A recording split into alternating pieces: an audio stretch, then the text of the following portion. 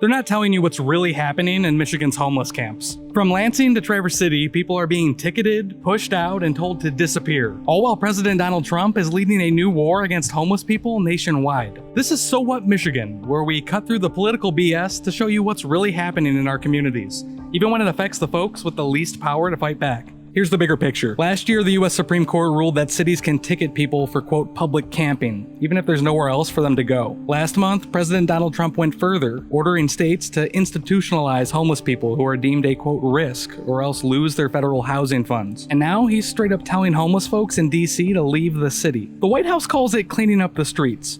Advocates call it criminalizing poverty. And in a state like Michigan, where homelessness has been on the rise and we already don't have enough psychiatric beds for the people who need them, it's also impossible to pull off. On the ground, that shift in tone and policy coming from the White House is starting to show up here in Lansing too. Since July, police have reportedly cited at least 26 people for being in a closed park after hours. In Kalamazoo, officials have made it illegal to use bedding in a public park. In Hillsdale, public camping is banned altogether, and Grand Rapids also fines people for panhandling near an ATM. Advocates say these laws might as well have homeless only stamped on them, because they're either written or enforced in ways that only really apply to Michiganders without housing. And here's the kicker. Ticketing people for being homeless doesn't make them any less homeless. It just makes it harder to get out of a tough situation. For most homeless folks, every citation is just another bill to pay, another court date to miss, and another record that landlords can use to say no. Greg Pratt, a Marine veteran who delivers food in Lansing, told Bridge, Michigan that the recent crackdowns are pushing homeless folks further into the woods,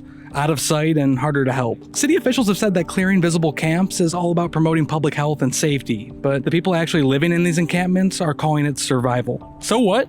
Housing advocates say the best solution is housing first, giving people a stable place to live, then helping them with mental health care, addiction treatment, or job training. It costs less than incarceration, and it keeps more people alive. But Trump's new order calls for ending federal support for that approach, all while local crackdowns, like what we're seeing here in Lansing, keep adding more legal and financial barriers. The end result? More people stuck outside, and fewer tools to bring them in. If you think you'll never be in this situation, remember, so did the 33,000 Michiganders who were homeless in 2023. All it takes is a lost job, a medical bill, or an eviction notice. And when the response from every level of government is a citation, a cell, or an institution, you're not getting help. You're getting erased. Hit follow. I'll keep you posted as this crackdown unfolds.